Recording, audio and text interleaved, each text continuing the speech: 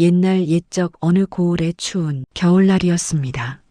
몰락한 양반가라고는 하나 체면 하나는 정승, 판서 부럽지 않은 김진사댁 사랑채에서 날카로운 고함이 터져 나왔습니다.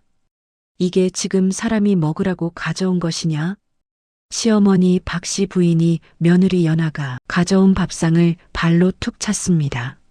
녹그릇이 마루 바닥을 굴러다니고 정성스레 지은 밥알이 흙먼지 속으로 흩어졌지요. 연아는 꽁꽁 얼어붙은 손으로 정성껏 보리밥과 나물상을 차려 시어머니 방에 들였지만 시어머니 박씨 부인은 밥상을 보자마자 숟가락을 탁 내려놓았습니다.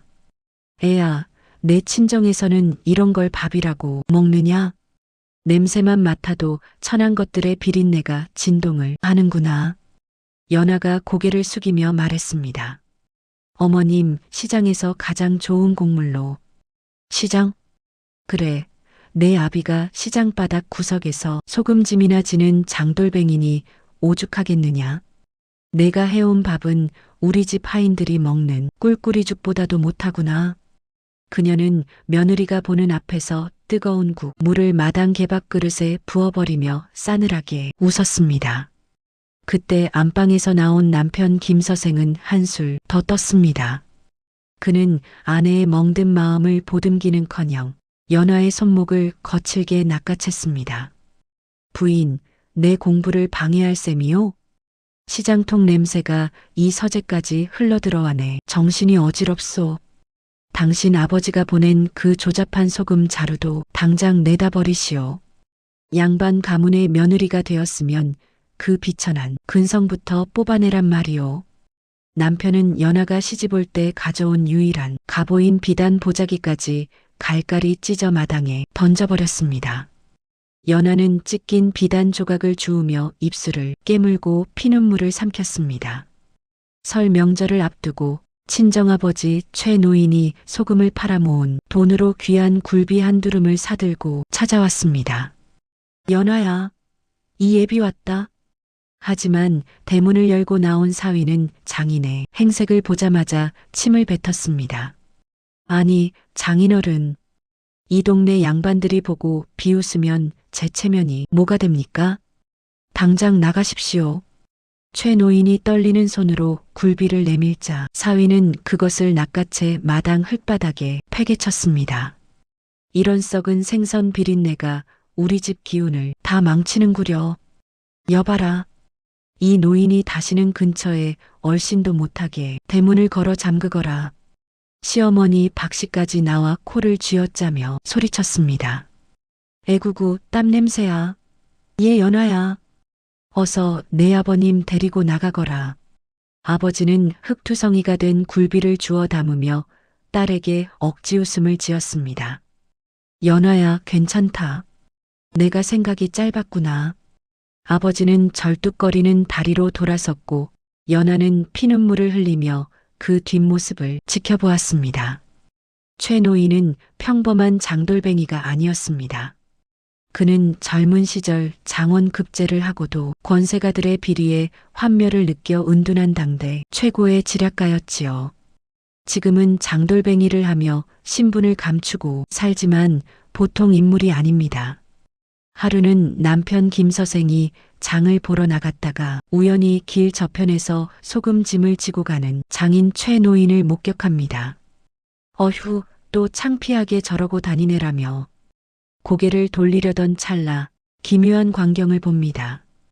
고을에서 가장 거칠기로 유명한 건달들과 눈먼 거지가 최 노인을 보자마자 길바닥에 엎드려 큰어른 오셨습니까? 라며 깎듯이 예우를 갖추는 것이었습니다. 최 노인은 그저 허허 웃으며 소금 한 줌씩을 쥐어주는데 그 눈빛이 평소에 어리숙한 노인이 아니라 사자를 마주한 듯한 서늘한 위엄이 서려 있었습니다. 김서생은 등 뒤에 소름이 돋았지만 이내 운이 좋아 거지들이 따르는 거겠지 라며 애써 무시합니다. 또 어느 날은 고을관아 앞에 새로운 방판공 고문이 붙었습니다. 글깨나 읽는다는 김서생이 그 앞에서 허허, 이번 방판은 문장이 참으로 수려하구나 라며 잘난 척을 하고 있었습니다. 그때 뒤에서 소금짐을 부리던 최 노인이 혼잣말로 중얼거립니다. 주어와 수어가 맞지 않고 회끝이 떨리는 걸 보니 쓴 놈이 조만간 풍이 오겠구먼. 글자로 사람을 속이려 드니 가련하구나. 김 서생이 깜짝 놀라 돌아보자 최 노인은 언제 그랬냐는 듯 코를 후비며 아이고 허리야.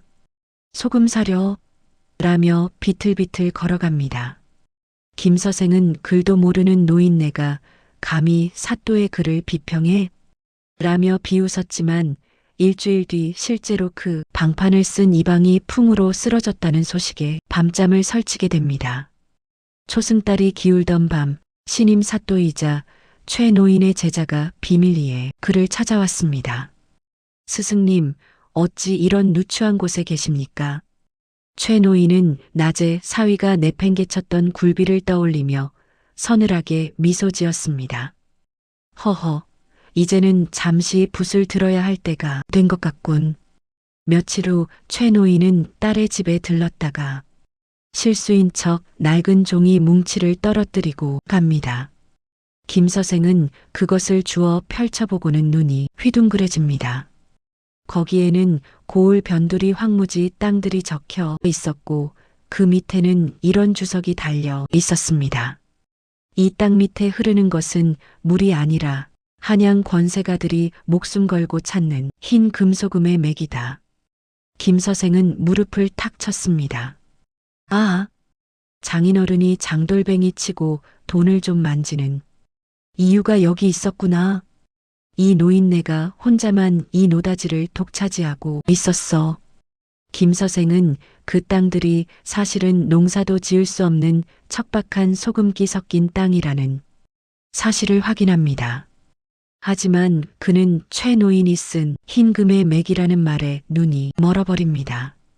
그는 집안의 문전 옥답을 모두 팔고 시어머니 박씨 부인의 비상금까지 탈탈 털어 그 황무지들을 사들이기 시작합니다. 연하가 말려보지만 사위는 오히려 소리를 지릅니다. 부인, 당신 아버지는 평생 소금짐이나 지며 푼돈을 벌었지만 나는 이 땅으로 고을 사또도 부러워할 거부가 될 것이오. 두고 보시오. 한양에서 내노라 하는 양반들이 내 발밑에 엎드릴 날이 머지않았소.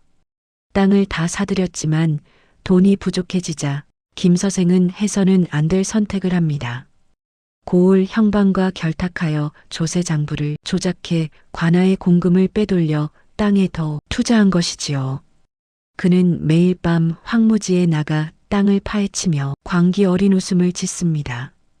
조금만 더 파면 황금이 쏟아질 거다. 그는 자신이 파고 있는 것이 황금맥이 아니라 자신의 가문이 묻힐 무덤이라는 사실을 꿈에도 모른 채 말입니다. 뒤에서 이 모든 것을 지켜보던 최 노인은 씁쓸하게 움졸입니다. 사람의 욕심이 눈을 가리면 제발로 호랑이 굴에 들어가는 법이지. 고을 전체에 흉흉한 소문이 돌기 시작합니다. 조정에서 조세 비리를 척결하기 위해 암행어사를 급파했다는 소식이었지요. 김 서생은 이 소식을 듣고 사색이 되어 집으로 뛰어들어옵니다. 어머니, 큰일 났습니다. 어사가 온답니다.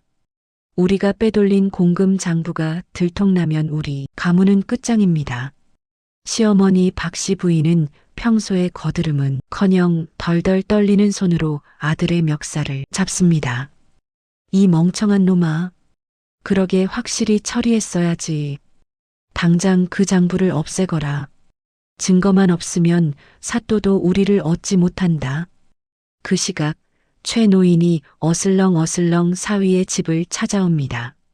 평소 같으면 문전박대했을 김 서생이지만 지금은 제정신이 아니었지요. 최 노인은 서재 구석에서 장부를 태우려던 김 서생의 뒤에 서서 나직이 묻습니다. 사위, 날도 추운데 뭘 그리 태우시나? 종이 타는 냄새가 꼭 사람 목숨 타는 냄새 같구먼. 김 서생은 소스라치게 놀라며 장부를 등 뒤로 숨깁니다. 장인어른, 여긴 왜 오신 겁니까?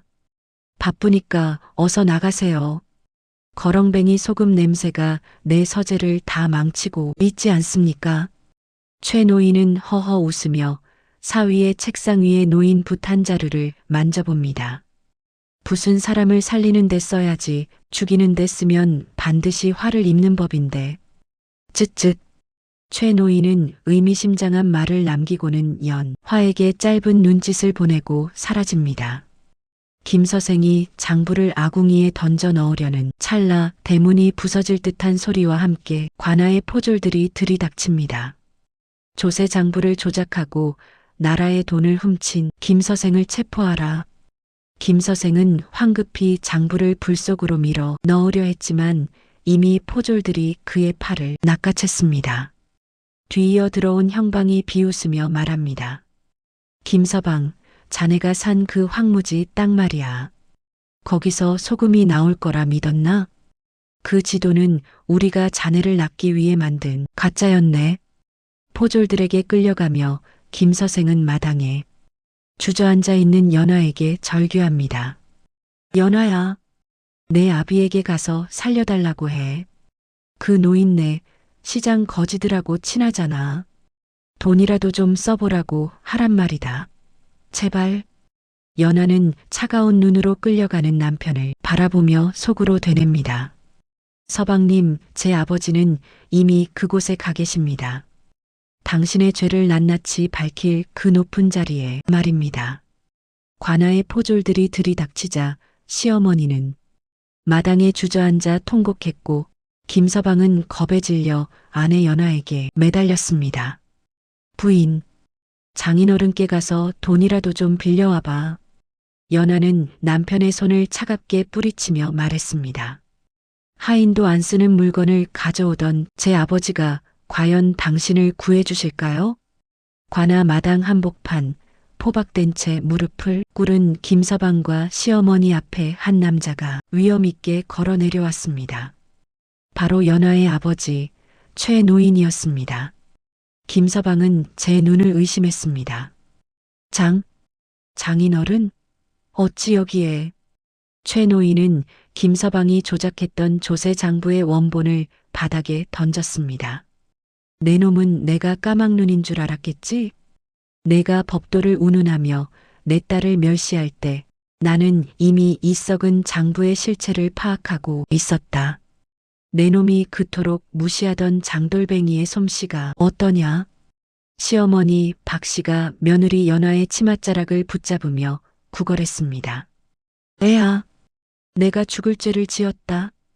사돈어른께 잘 좀 말해다오. 연화는 차갑게 손을 떼어냈습니다. 어머님, 비린내 나는 굴비는 하인도 안 준다 하셨지요? 이제 그 귀하신 양반 가문의 법도대로 처벌을 받으셔야지요. 결국 김서방은 유배를 떠나게 되었고 시어머니는 평생 무시하던 평민들 틈에서 꾸준히 일을 하며 연명하는 신세가 되었습니다.